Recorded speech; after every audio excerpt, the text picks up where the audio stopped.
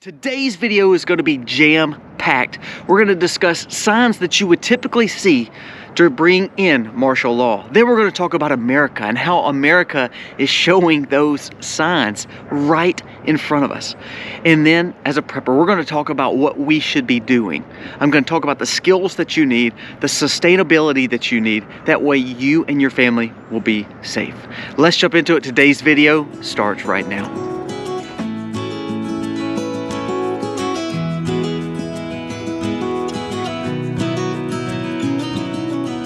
Hey guys, welcome to the Max. You can see the sun is rising here on the farm. It is a gorgeous day. And again, as we get close to Christmas, hopefully no matter what's going on in the world, you're thankful and you enjoy time with your family. And I'm hoping that you are understanding the value of truly what Christmas is for us. There's nothing more beautiful than that. No matter how bad it gets, there's nothing more beautiful than that. Now let's talk about today. Let's talk about signs of martial law. Then let's talk about America. And then we'll discuss solutions. What are some of the signs that we would see that would bring in martial law in America? Now, America has seen martial law before, but these are the telltale signs. And with every implication of martial law, every implication of more regulation, the more we see our freedoms and liberties kind of leave. So let's just talk about 5 ways that you would see martial law be more implemented here in America. Number 1 is an outbreak. We've seen that happen a few years back, if you remember, an outbreak. If an outbreak happens, it allows the government to set policies, to set precedent, to start controlling certain parts of your life. It's amazing how we allowed that to take place just a few years ago. And you're seeing signs of more things like that's happening in China right now. Our WHO is coming out and stating that we've not seen the worst of the flu or even COVID again. So that's the first sign. Second would be a cyber attack. And we just talked about the movie with Obama and Netflix and how we saw, even though it's a fictional thing, how quickly it can happen. We've seen cyber attacks with China, with Russia, to our grid, to our healthcare system. And remember, everything is so digitized now, so we're seeing signs that a cyber attack could really affect us. Just think, would your house even work without wireless capabilities? Could it be manipulated? TVs, smartphones, smart TVs, smart refrigerators, smart thermostats? Think about that, how much control we would allow happen because we're so tied to this virtual network. Cyber attacks would easily bring in the fact of martial law. Number 3, economic disaster. We are looking at our economy that is looking great stock market wise, but on Main Street wise, where people are needing money, where they need to get by, it's hard. Debts are higher than it's ever been. We can't borrow money because it costs too much to borrow money. We can't pay the things back that we have bought. Student loans are not being paid back. We're upside down in our automotive loans. Our credit card bills are delinquent. So we're seeing economic disaster already take place, and you're seeing telltale signs that it is going to get worse. If the stock market keeps going up, you're going to see a reverse market crash or a melt up. What that means is it takes away from the middle class, the rich get richer, the poor get poor, and then you are literally looking at a bad economic disaster. Number 4, no respect for local officials and local civil service. That means we're going to see more riots, more loitering, more theft, more breakouts of violence. So what does that bring in? That brings more of our National Guard that's needing to control the environment.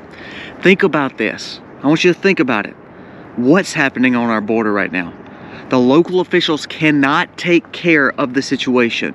So the National Guard is coming in and they're allowing things to happen. If all of a sudden that gets bigger, then we're going to form a state of emergency or martial law to control the situation. The more we allow riots and the local officials not to be able to control the situation, the more we're allowing our national government to step in. That is a major form of martial law. And number 5 would be an EMP attack. We have the capabilities in America to do an EMP blast. So that means there's probably other capabilities across the world to do the same thing to us. Kind of like the cyber attack. If we see ourselves get put back in the dark ages almost. So if people now, if millennials, Gen X, and even Gen Z get thrown without technology, without the grid, and get put back in a like Great Depression era where they had to rely on their own skills and their own capabilities to take care of things in America, people would lose their minds and you would see government step in and overregulate. We would see major cases of martial law in this situation, especially in our cities. So that's 5 ways that you would see martial law. Now let's talk about America. For instance, in Poland, let's kind of talk about that for a second. Poland, there was a story that just came out on Zero Hedge that says this, quote, "It's like martial law. Poland's pro-EU government seizes public news channels in massive police raid." So what's happening? You're seeing manipulation of media. You're seeing the manipulation of this getting out to be able to be told to the populace, but then you're seeing also what is being censored and taken away, what truth is not being able to be shared. Look at the fight on Elon Musk and how everybody's against him now. The man who made this whole, electric car, and he was the leader of this movement away from oil, and then all of a sudden now, because he has opened up a free space like X, Twitter, now he's the worst thing that ever happened to the left.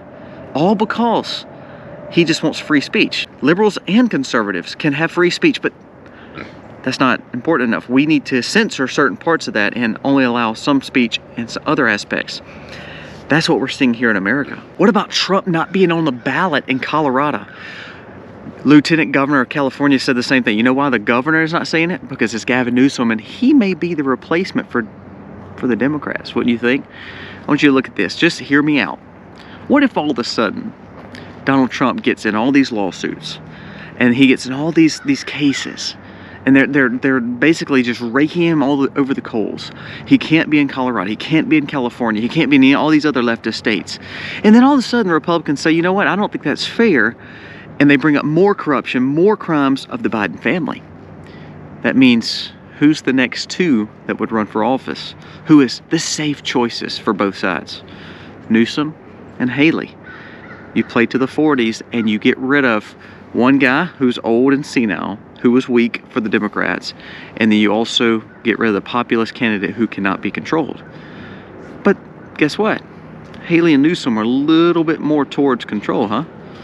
You're seeing that now. Getting people off the ballot, no matter if you support left or right agendas, you should not want someone else to make the decision for you to not be able to cast your vote for whomever you want. You're putting all your money in things like the WorldCoin and all this crypto and Bitcoin, and then the stock market's doing great. Let's put our money there. Our banks are failing, but they're still saying, hey, our money is safe. The more we're able to put in there, safety deposit boxes, another thing in banks. If we put all our wealth in digitized forms, what if all of a sudden the EMP happens? What if all of a sudden the cyber attack happens? What if all of a sudden the banks have a holiday and there's no money and you can't have it because you just listened to everybody else telling you to put your money here, here, here, here, and all of a sudden your wealth is taken from you? Wait, no, it's not taken from you. We're just going to give you authorization back to it.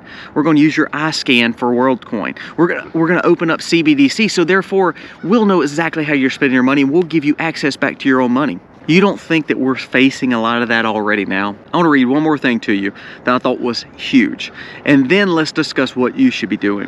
125 years ago, you did not have to have permission from the U.S. government to collect rainwater, go fishing, own a property, start a business, renovate your home, build a home, use a vehicle, get married, hunt, own a self-defense tool, cut your own hair, cut someone else's hair, sell a product, grow food, sell the food, or not being able to sell the food. And your kids, what about a lemonade stand? You didn't have to have a permit for that, did you? So all those things are now over-regulated to where you have to have license and permits to be able to do any of that in America. Do you not see that regulatory body just creeping up? And then all of a sudden, these other 5 things that we talked about, the signs are already there, the warning signs are already there. So all this stuff being implemented is just allowing for the cases of martial law.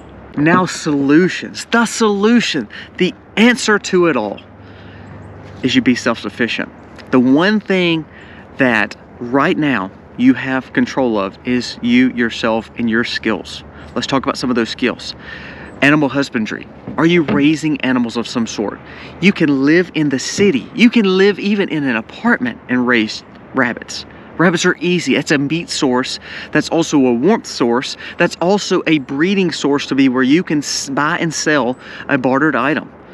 People think I'm crazy when I say that, but when you talk about rabbits, or you talk about chickens, or you talk about having animal husbandry in a meat source, you are being sufficient for yourself and your family. You could feed them the same things you're eating, and then ultimately they're feeding you back. You can use their manure for fertilizers if you're trying to grow something, or to barter and sell to someone else who is needing to grow food. Secondly would be growing gardens. Raised beds. You can live in town again. You can live in suburbs again and go with the raised bed gardens. You can make sure that you do edible landscape. You can learn to grow things right in your flower beds. Even if you're in an HOA, how easy is it to grow herbs and things like berries and things that you can grow right around your house that looks just like decorative, but actually it's food. It's value to you.